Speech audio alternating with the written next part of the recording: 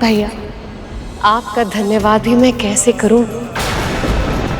सत्य तो ये कि जब मैंने पुत्र प्राप्ति की कामना की थी तब मुझे आभास भी नहीं था कि आपकी कृष्ण रूप की छवि वाला बालक इतना मनोहर होगा।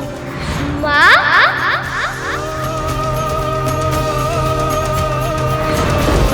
वो तो सच में इतना नटखट है, इतना मनमोहक है।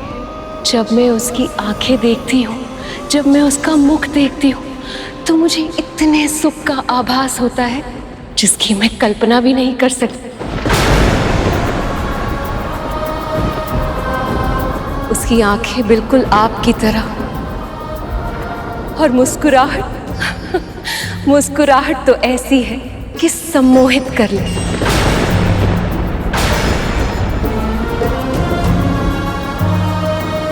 पता है, जब उसने मुझे पहली बार माँ कहकर पुकारा था तो मेरे हृदय को पूर्णता का आभास हो, ऐसा आभास जैसा मुझे पहले कभी नहीं हुआ।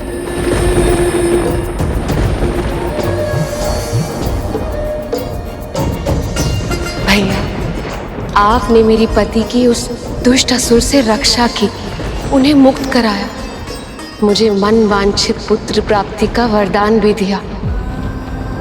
अब मेरी आंखें मेरे महादेव को देखने के लिए तरस रही हैं प्रभु। मेरे कान उनके मुख से पार्वती सुनना चाहते हैं, और मैं चाहती हूँ कि अपने पुत्र को उनसे शीघ्र से शीघ्र मिलाऊं, ताकि जब वो पहली बार उन्हें पिता कहकर पुकारेगा तो सदैव सदैव स्थिर रहने वाले महादेव प्रसन्नता के सागर में खो जाएंगे।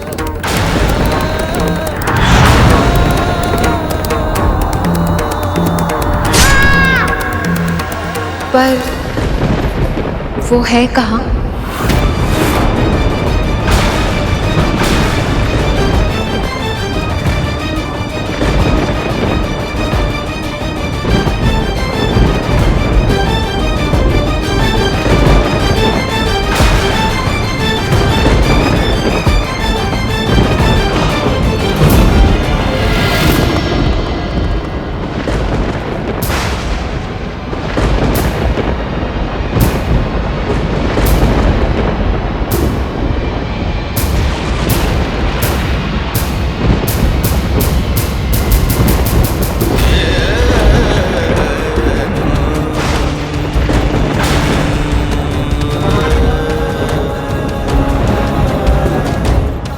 महादेव यहाँ है और मुझे इसका आभास भी नहीं हुआ। ऐसा क्यों?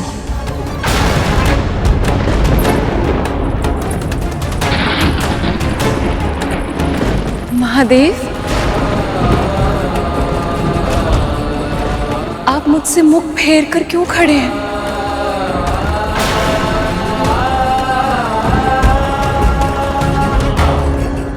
मुझसे कोई भूल हुई है क्या?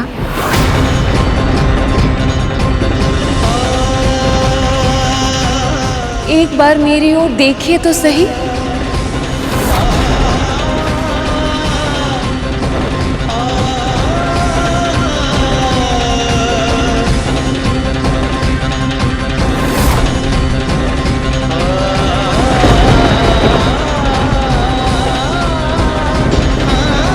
हुआ क्या है?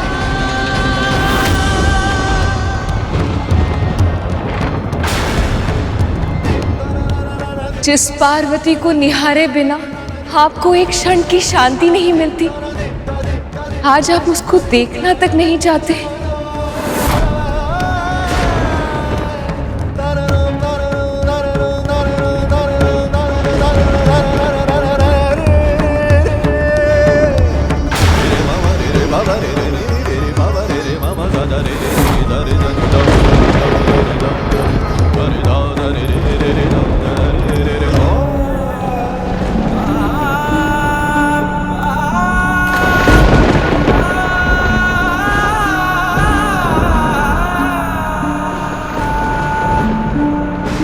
मेरे महादेव के मुख पे उदासी, ये कैसे संभव है? हमेशा स्थिर रहने वाले महादेव आज विचलित क्यों हैं?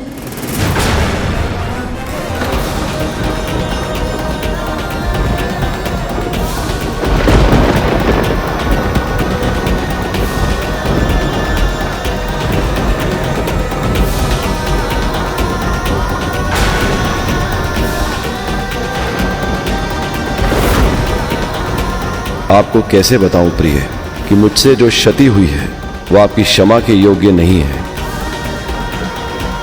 मुझसे आपकी भावनाओं को ठेस पहुंचने की भूल हुई है। ये महादेव के मुख पर इतनी उदासी क्यों है? ये अवश्य कोई अनहोनी का संकेत है।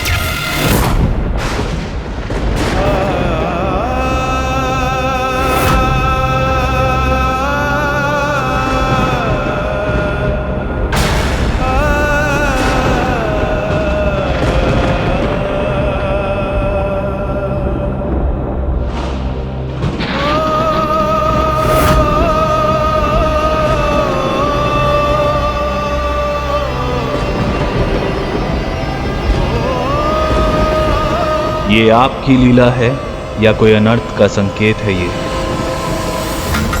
ये अवश्य संसार के कल्याण के लिए महादेव का परोपकार है। किंतु माँ की पीड़ा, काश मैं उनकी पीड़ा को ग्रहण लगा सकता।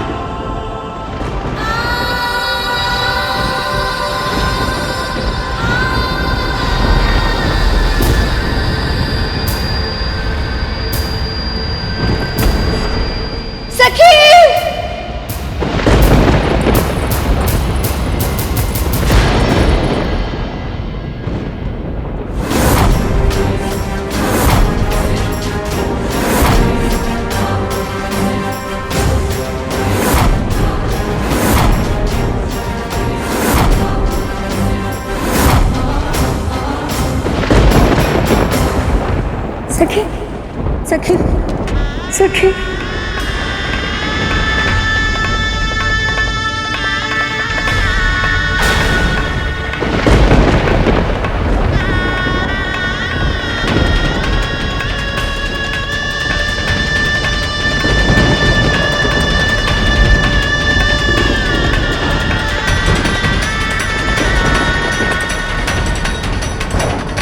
सखी।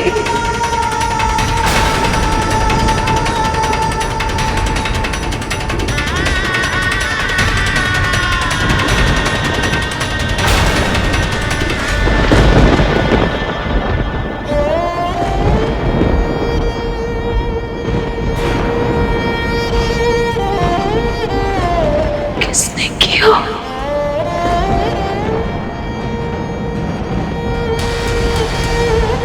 किसने किया?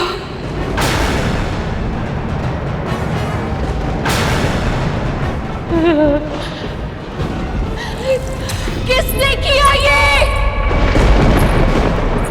किसने किया ये?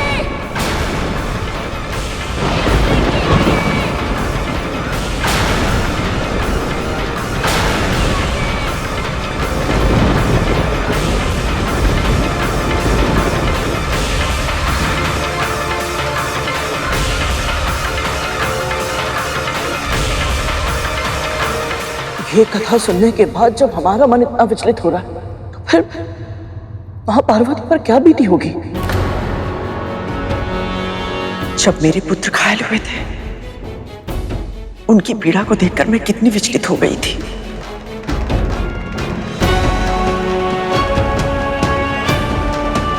मैं समझ सकती हूँ कि देवी पार्वती की पीड़ा कितनी अधिक होगी।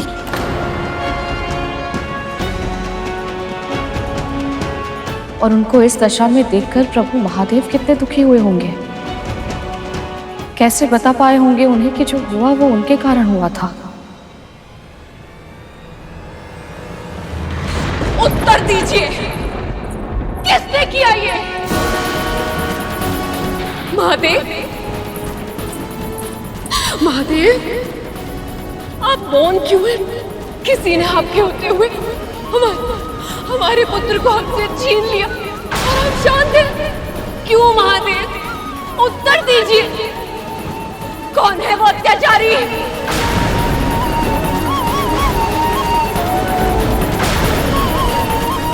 आप सबको क्या लगता है, यदि आप मुझे सत्य नहीं बताएंगे तो क्या मुझे सत्य का पता नहीं चलेगा? शक्ति स्वरूपा हूं मैं, ऐसा कोई सत्य नहीं है जो मुझसे छुपा रह जाए।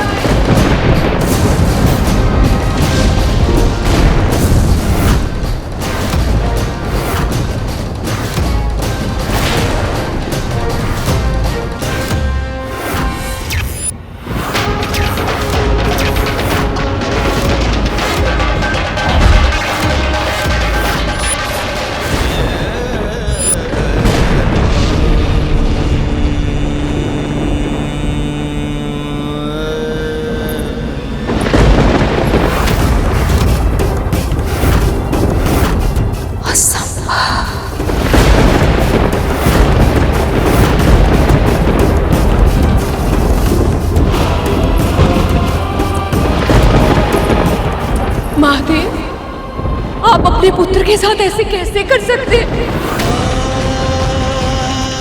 कैसे कैसे काट दिया आपने मेरे पुत्र का शीश? क्या आप जानते नहीं थे कि वो मेरा पुत्र है?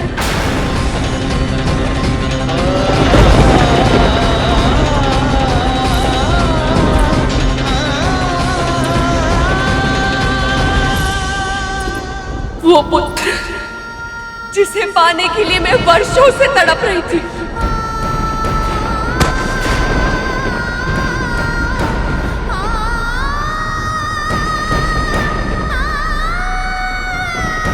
मेरी प्रसन्नता का स्रोत ही भस्म कर दिया। भस्म कर दिया, भस्म कर दिया, भस्म कर दिया।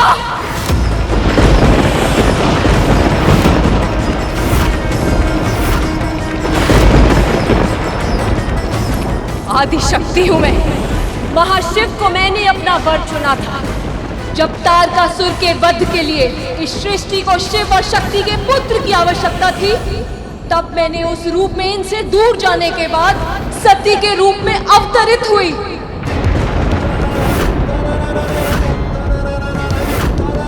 बहुत लंबी और कठिन तपस्या के बाद मुझे शिव मिले, लेकिन इससे पहले कि हमें पुत्र का सुख मिल पाता, मेरे पति के अपमान के कारण मेरे पिता दक्ष की यज्ञ की अग्नि में मुझे अपना दाह करना पड़ा।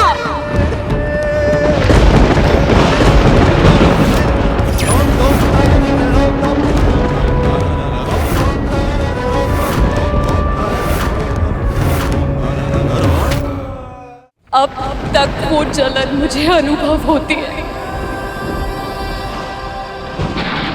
क्यों अग्नि? स्मरण है तुम्हें मेरी वो तड़प, मेरी चित्कार? स्मरण है या भूल गए?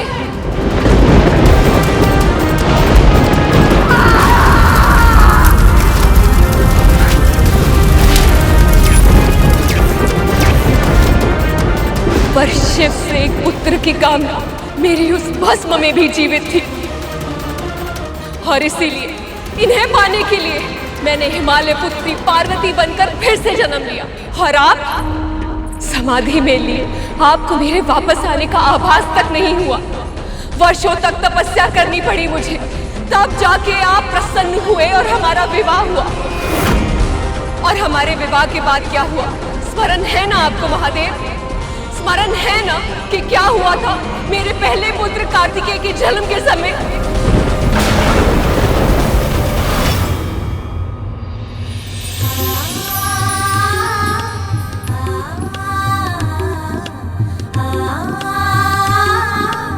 पुत्र,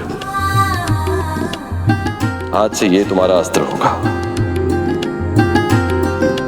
प्रभु, अभी तो केवल ये बालक है। इसका जन्म ही तारका के वध के लिए हुआ है। पुत्र, प्राणियों की रक्षा के लिए तुम्हें भारत के दक्षिणी भाग में जाना होगा। जो आज्ञा पिताजी। प्रस्थान करो। आशीर्वाद दीजिए पिताजी, आशीर्वाद दीजिए मां।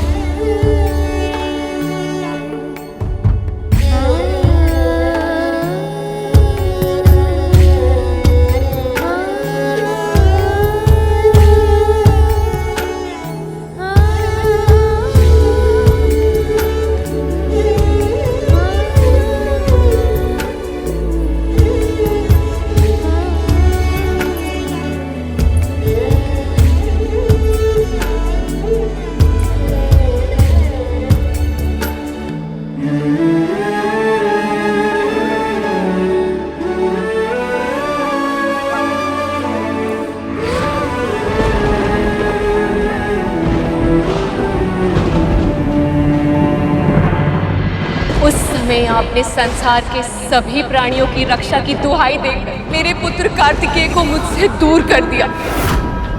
वो दुख भी सहा मैंने।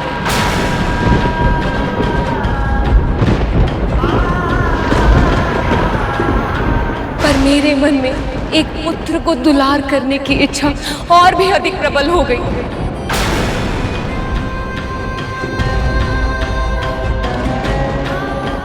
और उसे पाने के लिए मैंने पुण्य व्रत किया।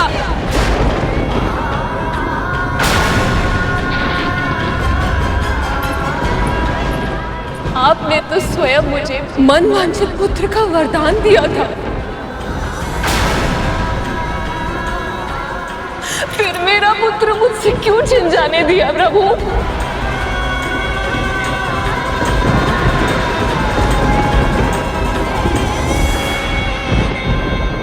क्यों नहीं रोका महादेव को? बोलिए।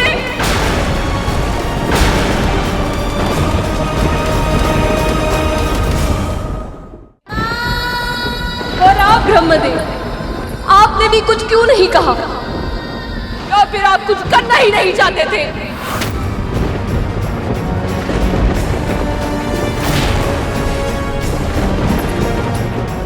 इस सृष्टि के आरंभ में आपने ब्रह्मदेव का अहंकार दूर करने के लिए काल भैरव का रूप लेकर उनका शीश काट दिया था। फिर सती के रूप में मेरे भस्म हो जाने के बाद वीरभद्र का रूप लेकर प्रजापति दक्ष का शीश काट दिया था। अपने शक्ति प्रदर्शन के लिए आपको शीश काटने के अतिरिक्त और कुछ आता है या नहीं? और कुछ आता है या नहीं? और कुछ आता है या नहीं? और कुछ आता है या नहीं? उत्तर दीजिए महादेव। आप सर्वशक्तिमान हैं, ईश्वर। तो क्या किसी का भी शीश काट देंगे, चाहे वो आपका अपना पुत्र ही क्यों ना हो? क्यों महादेव, क्यों? उत्तर दीजिए मेरे प्रश्न का। क्या अपराध था मेरे पुत्र का? कौन सा पाप किया था उसने? किसी का अहित किया था जो सब पर उपकार करने वाले, असुरों तक को वरदान देने वाले भोले भंडारी ने एक अन्य से बालक को इतना कठोर दंड दे दिया? उत्तर दीजिए ना महादेव, उत्तर दीजिए ना महादेव, उत्तर दीजिए ना महादेव, उत्तर दीजिए ना महादेव।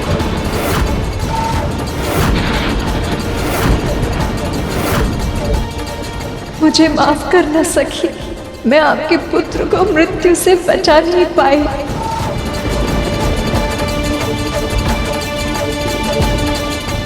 मैं आपकी खामोशी की वजह समझ सकता हूँ सर। आपने तो मुझे हत्या के दंड से बचा लिया, लेकिन खुद देवी पार्वती के दोषी बन गए। उत्तर दीजिए ना महादेव। महादेव के पास देवी पार्वती के प्रश्नों का कोई उत्तर नहीं, पर यदि उनके क्रोध ने विराट रूप ले लिया तो ना जाने उसका कितना दुर्गम परिणाम होगा।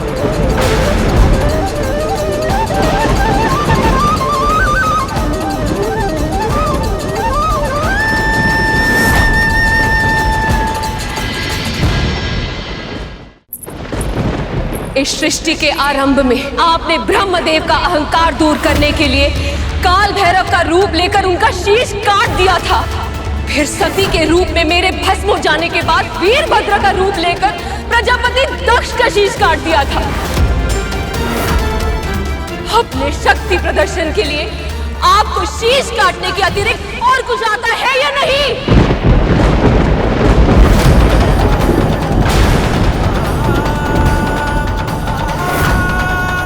उत्तर दीजिए महादेव।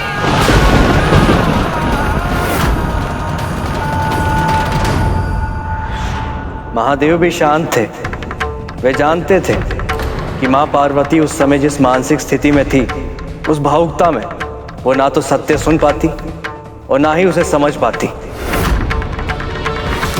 इस संसार में सबसे अधिक भयानक कुछ है तो वह एक स्त्री का आक्रोश, वो भी तब जब प्रश्न उसकी संतान का हो।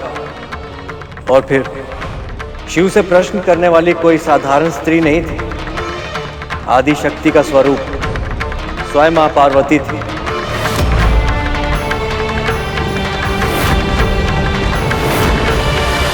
और उनके क्रोध को बढ़ावा देना किसी के हित में नहीं था।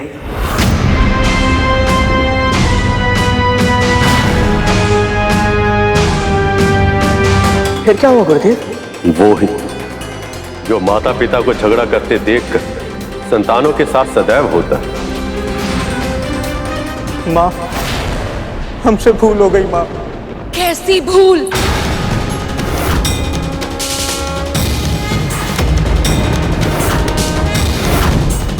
हमें नहीं पता था माँ कि जो बालक हमें कैलाश में प्रवेश करने से रोकने का प्रयास कर रहा था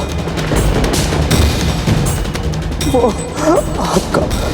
आपका पुत्र है।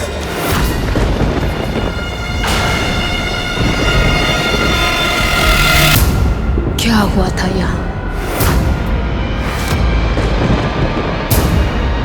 क्या हुआ था यहाँ?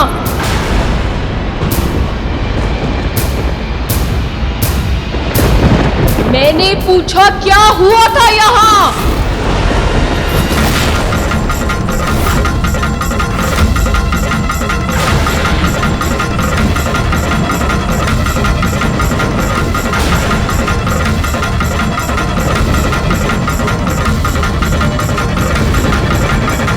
माँ, इसने महादेव को भीतर जाने से रोका था। ठहरिए, माँ की आगे है कि जब तक वो स्वयं बाहर ना आ जाए तब तक किसी को भीतर जाने की अनुमति ना दूं। हमारे विरोध करने पर हमसे युद्ध करने लगा। अब तुम्हें दंड देना ही होगा।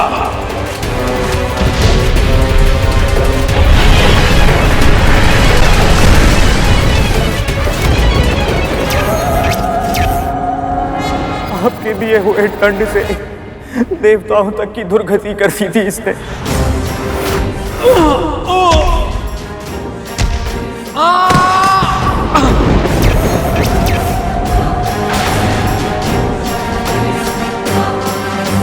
जब ब्रह्मदेव और प्रभु नारायण ने इसे रोकना चाहा, इसने उन्हें भी अपमानित किया। वैसे ब्रह्मदेव आपको मुझे उपदेश देने का या उदंड देने का अधिकारी क्या है? बालक,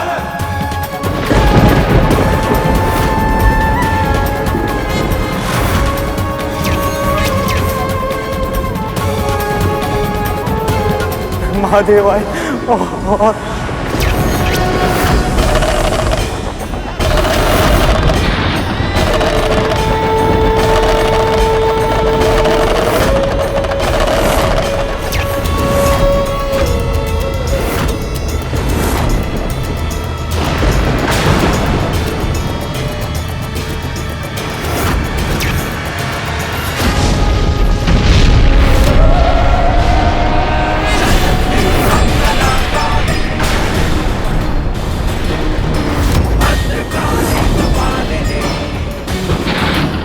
नंदी को माँ ने तो अनंत काल में भेज दिया।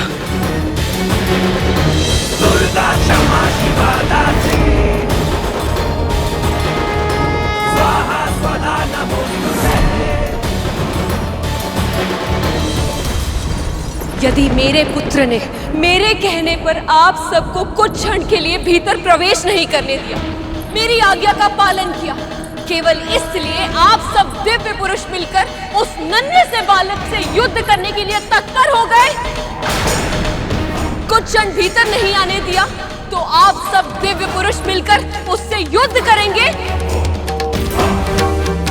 उसे उत्तेजित करेंगे, मिलकर उसका वध करेंगे।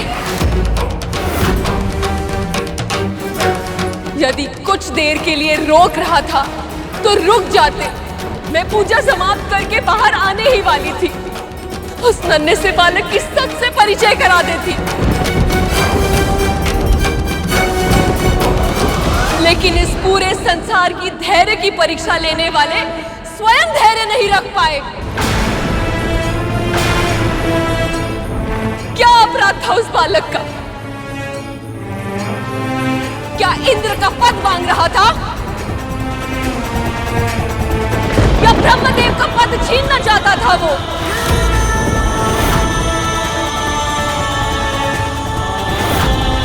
क्या आज के इस नृशंस हत्या के बाद इस पूरे संसार में कोई भी बालक अपनी मां की आज्ञा का पालन कर पाएगा?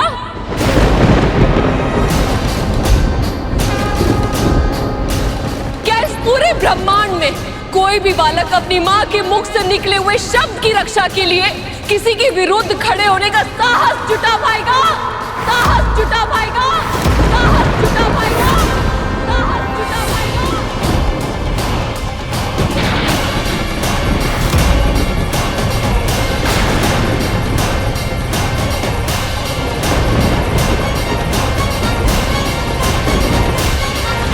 जब तक ये कथा मैं प्रभु विष्णु के पक्ष से सुन रहा था, मुझे बस यही लग रहा था कि उस बालक को उसकी उद्दंडता का दंड मिलना ही चाहिए था।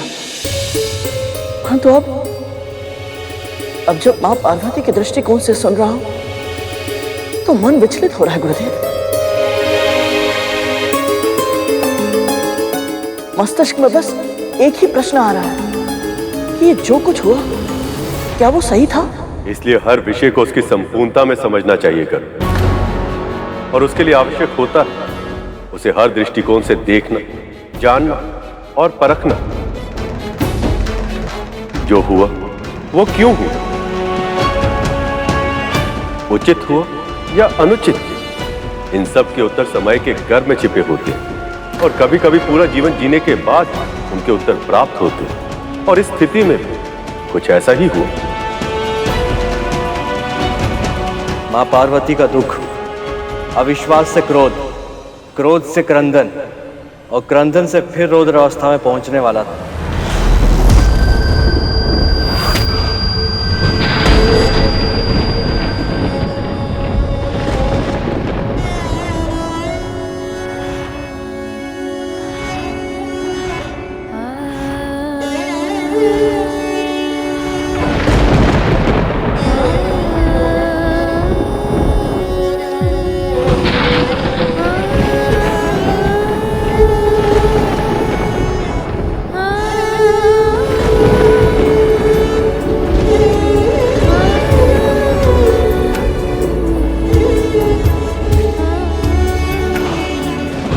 मैंने पहले भी इसे जीवित किया था, मैं इसे फिर से जीवित कर सकती हूँ।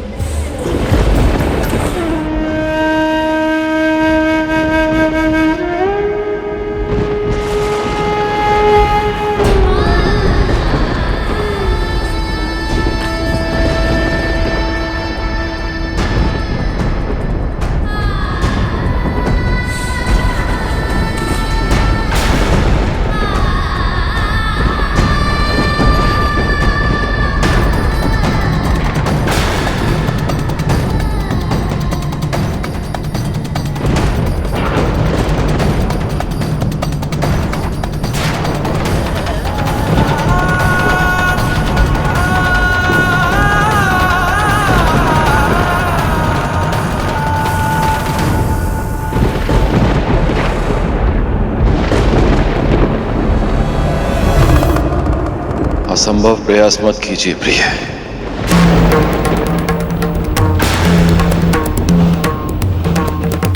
मेरे त्रिशूल से जो एक बार भस्म हो जाए,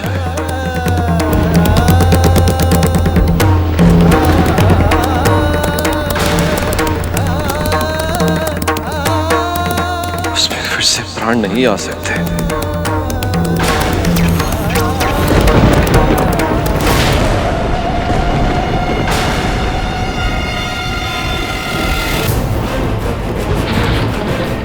यदि मेरा पुत्र जीवित नहीं हुआ तो इस संसार का कोई भी प्राणी नहीं बचेगा। तो इस संसार का कोई भी प्राणी नहीं बचेगा। तो इस संसार का कोई भी प्राणी नहीं बचेगा।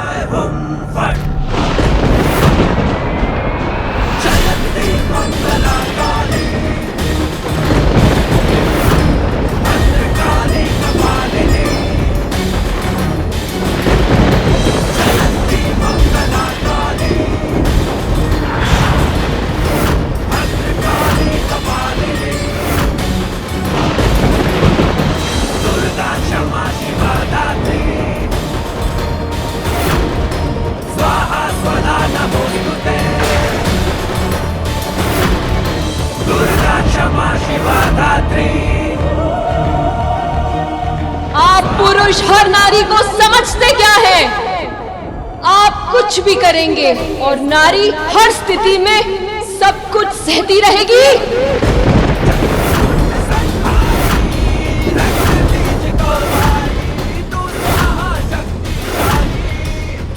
भ्रम में हैं आप। यदि एक नारी संसार को जन्म दे सकती है तो वो संसार को नष्ट भी कर सकती है।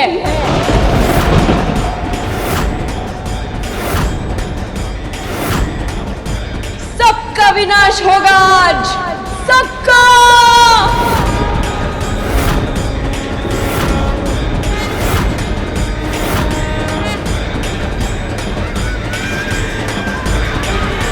यदि मेरे पुत्र को जीवन का वरदान नहीं मिलेगा तो मृत्यु ने सबका वरण करेगी आज। तो मृत्यु ने सबका वरण करेगी आज। तो मृत्यु ने सबका वरण करेगी आज।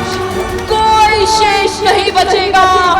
कोई नहीं, कोई नहीं, कोई नहीं, कोई नहीं।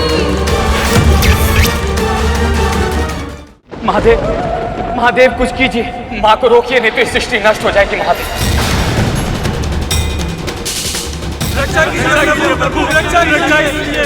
माता पार्वती के क्रोध से रक्षा कीजिए प्रभु, रक्षा कीजिए।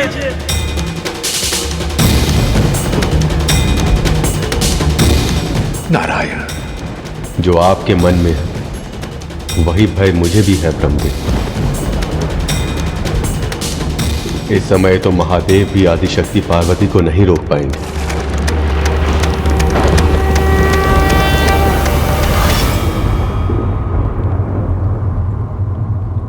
देव, अब आप ही अपनी सखी को समझाइए, रोकिए इन्हें।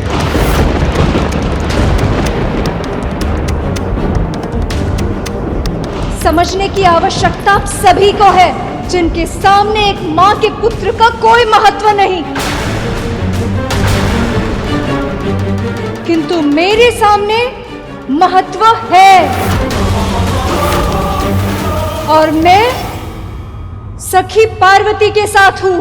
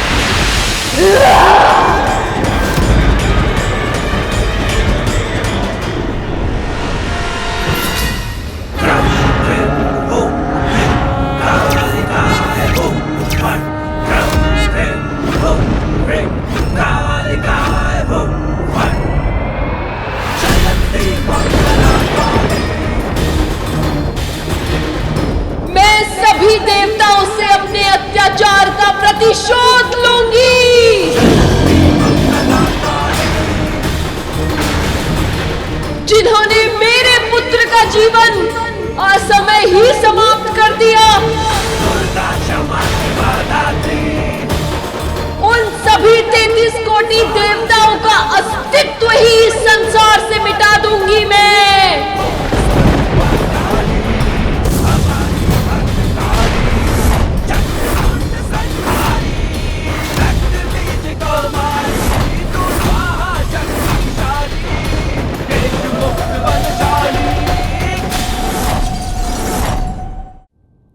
मां के उस रूप का वर्णन करने में मैं भी असमर्थ हूं। अपनी आंखों से देखकर, स्वयं उस ऊर्जा का साक्षी बनकर उनकी दिव्य शक्ति का अनुभव किया जा सकता है। एक सीधी सादी गाय भी अपने बछड़े पर संकट का आभास करते ही सिंह का सामना करने के लिए तैयार हो जाती, तो फिर वो तो आदि शक्ति है। उनकी शक्ति से ही यह संसार संचालित है। हम सब में उनकी शक्तियां हैं। तो फिर आदि शक्ति मां पार्वती अपने पुत्र की अकाल मृत्यु को कैसे सहन कर पाती?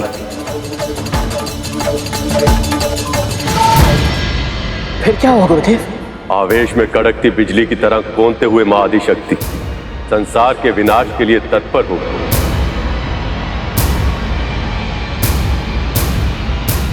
और उन्होंने अपनी उग्र शक्तियों को प्रकट करना आरंभ कर दिया। तुम्हें तो रक्षक बनना था, पर बन गए भक्षक।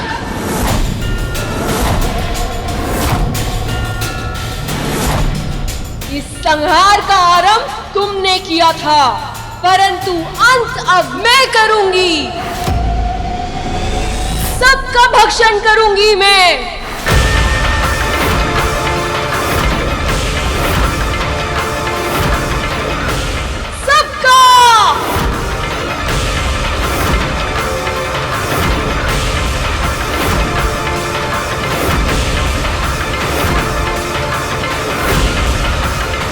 ये क्या कर दिया मैंने? मेरी वक्र दृष्टि केवल उस बालक पर पड़ी, किंतु उसका फल अब समस्त संसार को भोगना पड़ेगा। कुछ कीजिए महादेव, रक्षा कीजिए प्रभु, रक्षा कीजिए।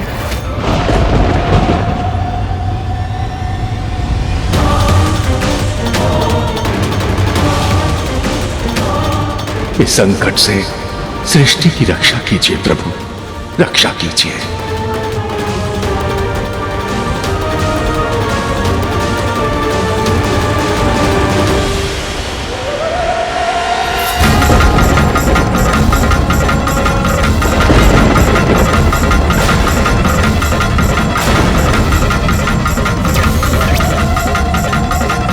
हे महादेव, अब देवी पार्वती के क्रोध से संसार की रक्षा कैसे होगी?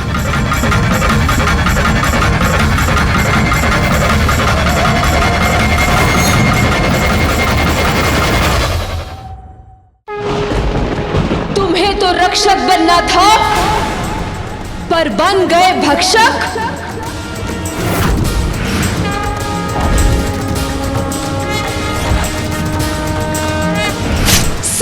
भक्षण करूंगी मैं सबका।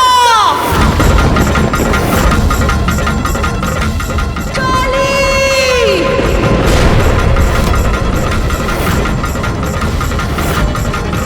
मां ने आह्वान की और क्षण भर में मृत्यु, काल और परिवर्तन की देवी काली प्रकट हो गई।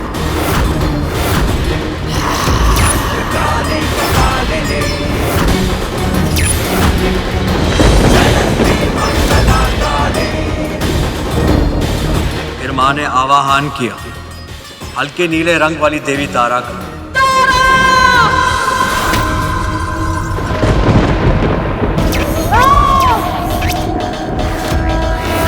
ऊर्जा के सभी स्रोतों की देवी हैं ये।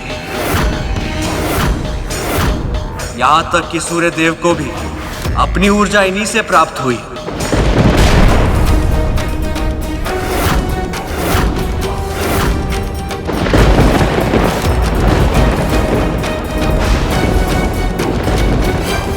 फिर प्रकट हुआ मां का वो रूप जिसे षोडशी और मां ललिता भी कहा जाता है। त्रिपुर सुंदरी! 10 महाविद्याओं में सबसे प्रमुख ये मां पार्वती का तांत्रिक स्वरूप है।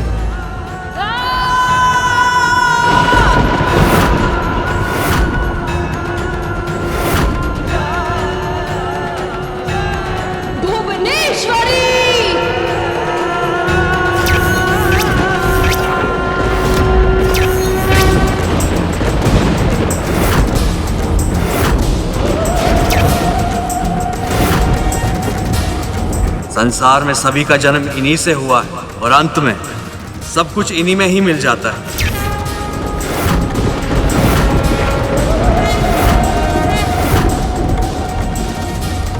अब मां ने पुकारा भैरवनाथ की शक्ति, मां भैरवी को।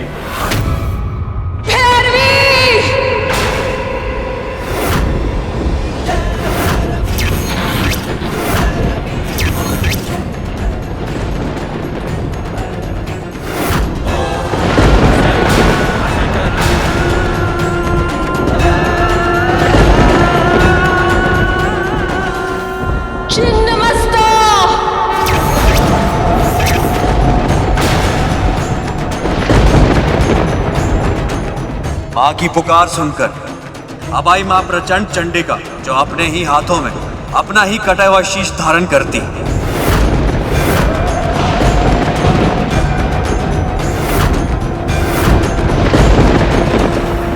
धूमावती! और अब प्रकट हुई वो जो विधवा रूप धारनी, सदैव श्वेत वस्त्र धारण करती।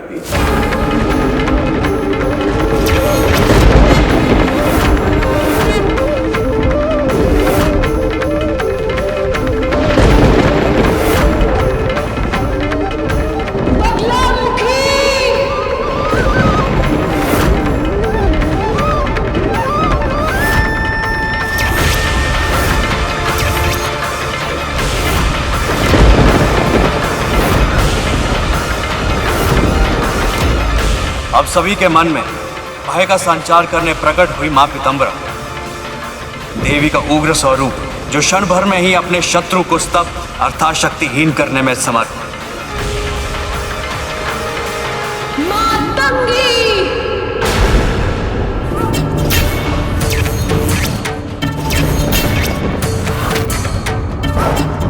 मां के इस आह्वान से जो प्रकट हुई वो थी तांत्रिकों की सरस्वती कहलाने वाली मां मातंगी।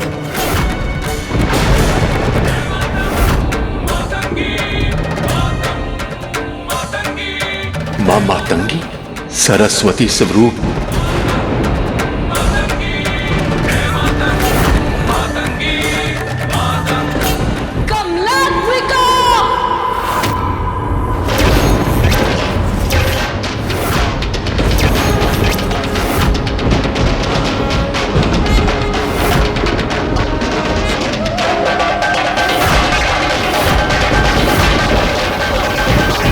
और अब सबसे अंत में आई 10 महाविद्याओं में अंतिम तांत्रिकों की लक्ष्मी स्वरूप मां कमला। प्रिय लक्ष्मी का तांत्रिक रूप।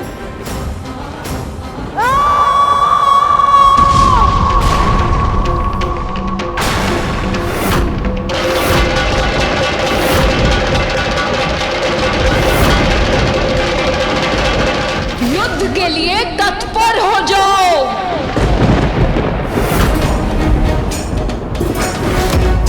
मेरे पुत्र के सामने, एक छोटे से बालक के सामने अपने आप को वीर समझ रहे थे।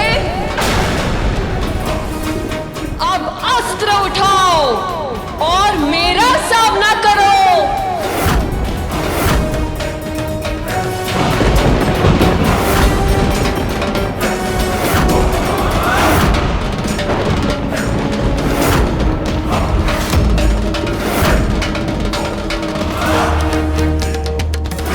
माता पार्वती के सारे तांत्रिक रूप हैं। इनसे युद्ध करना है तो सृष्टि के सारे देवताओं को मिलकर करना होगा।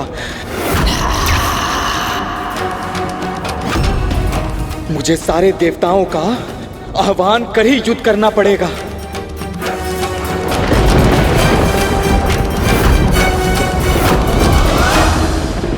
देवताओं, आक्रमण!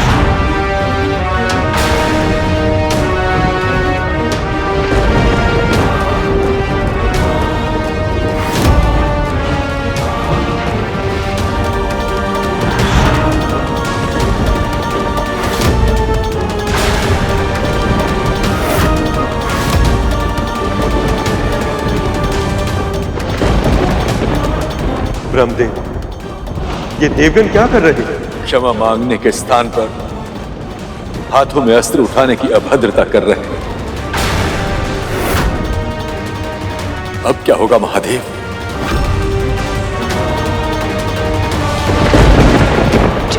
योगिनियां प्रकट हो।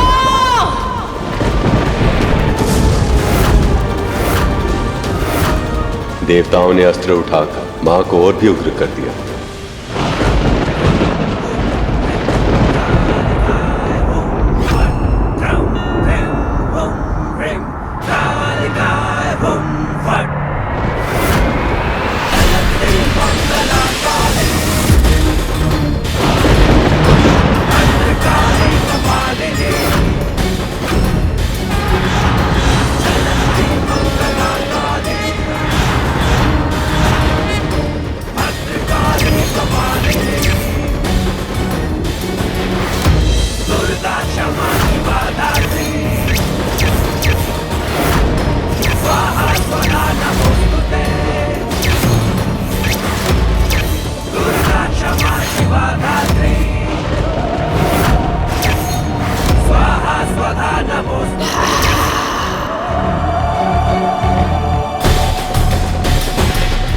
समस्त नारी शक्ति के उग्र रूप का सामना कैसे करेंगे सभी देवतागण?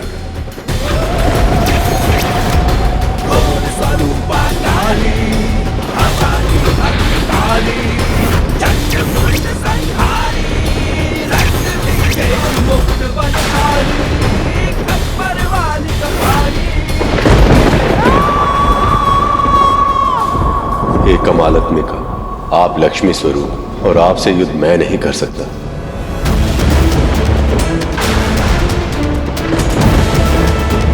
मेरे तेज का स्रोत तो मां तारा है, उनसे मैं युद्ध कैसे कर पाऊंगा?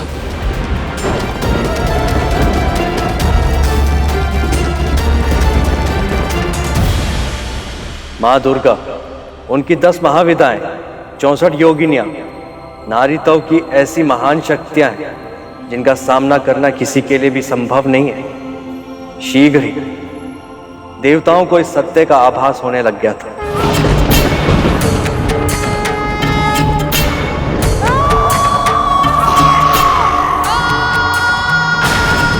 मां की शक्तियों का सामना करना हम देवताओं के वश में नहीं है।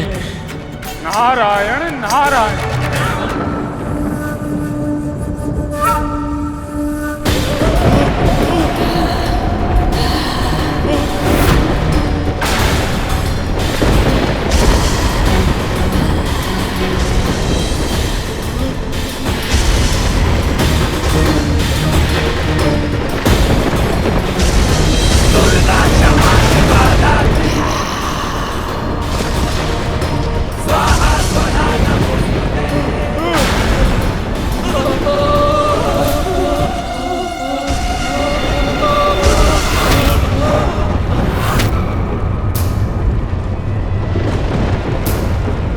हम देवताओं को शीघ्र अति शीघ्र यहां से निकलना होगा।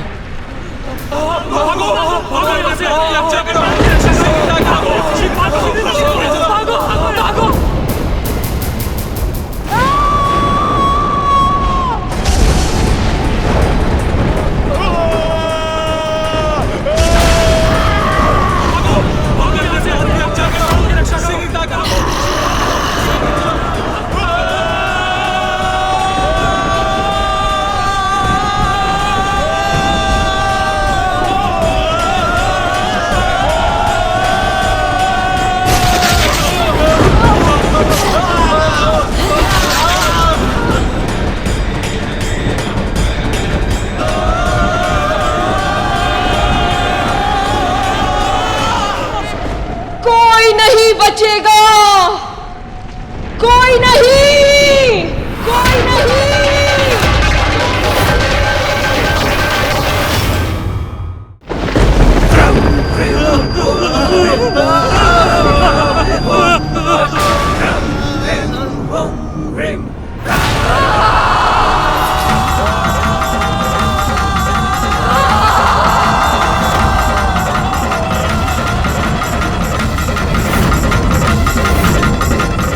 योगिनियों और महाविद्याओं की शक्ति बहुत अधिक है। इनके विरुद्ध अपने अस्त्रों का प्रयोग तक कर पाना संभव नहीं है।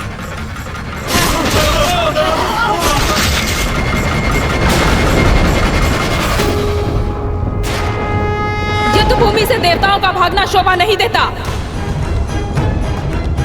बूढ़ा तन है, मुख पर झुर्रियां पड़ी हैं। इन्हें तो मैं अपने वेग से क्षण भर में उड़ा दूंगा।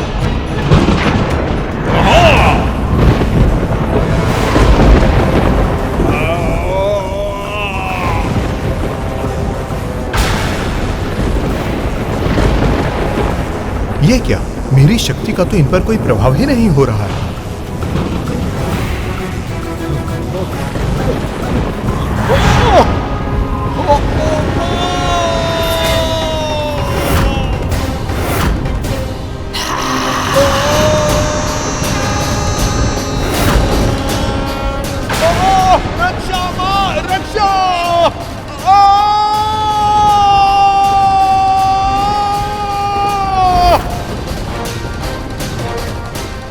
मां दुर्गा ने वायुदेव को निगल लिया।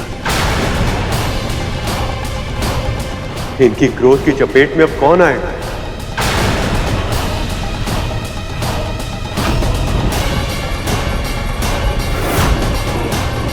इतनी तीव्र गति से कहां भाग रहे हो वरुण देव?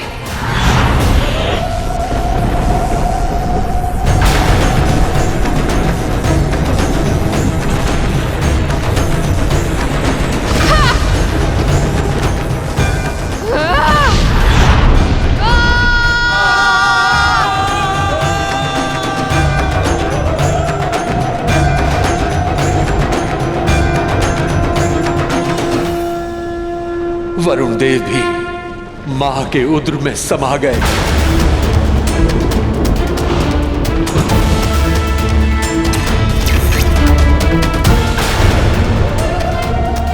मां छिन्नमस्ता, मुझे क्षमा कर दीजिए। मुझे प्राण दान दे दीजिए मां।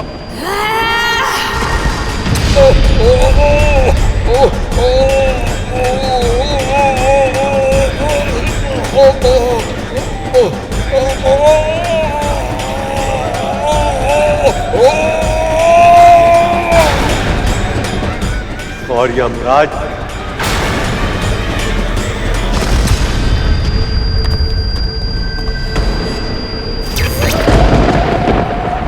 इतनी शीघ्रता क्या है अग्नि? मां भुवनेश्वरी,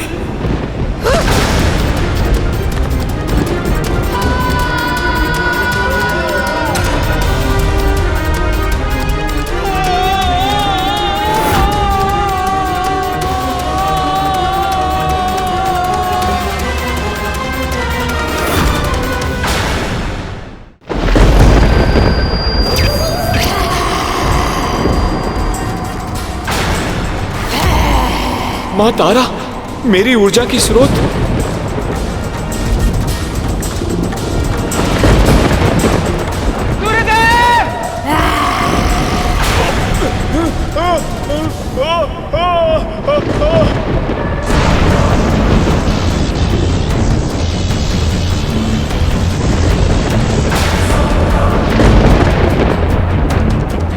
मेरा वज्र।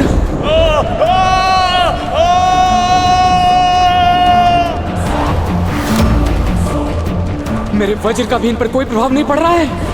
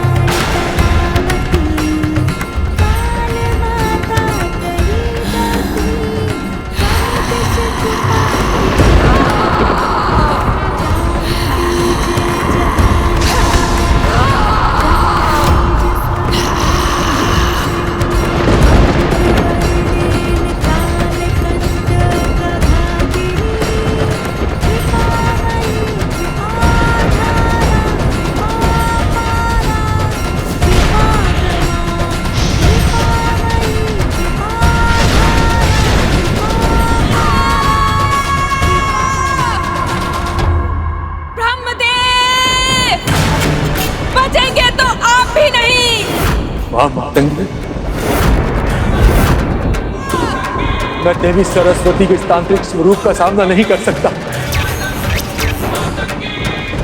कुछ कीजिए महादेव, कुछ कीजिए।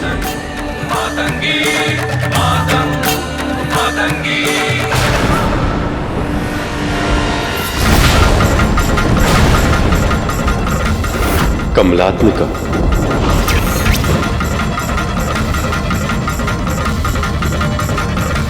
देवी लक्ष्मी के इस तांत्रिक स्वरूप का सामना करना मेरे लिए भी संभव नहीं। अब आपको ही कुछ करना होगा। मां दुर्गा को रोकिए, सृष्टि की रक्षा कीजिए महादेव।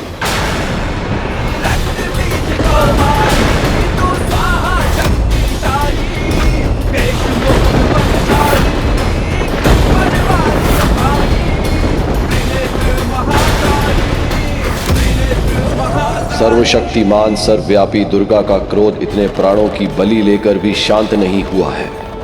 पर अब बस, पर अब बस, पर अब बस। बहुत रक्त बह चुका है मेरे कैलाश की धरती पर। अब मुझे इन्हें रोकना ही होगा, अन्यथा अनर्थ हो जाएगा, अन्यथा अनर्थ हो जाएगा, अन्यथा अनर्थ हो जाएगा।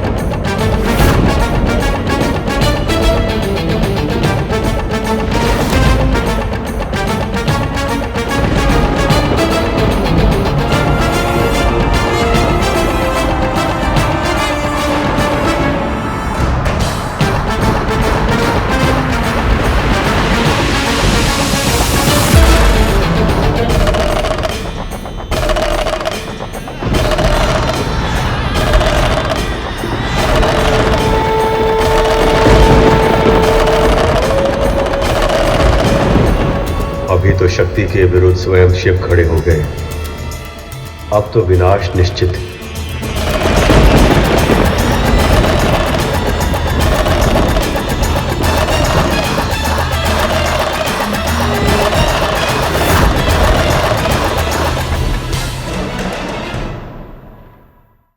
पक्षीराज गरुड़ के साहस भरे कारनामे देखने के लिए चैनल को सब्सक्राइब करें और साथ ही बेल आइकॉन दबाना न भूलें।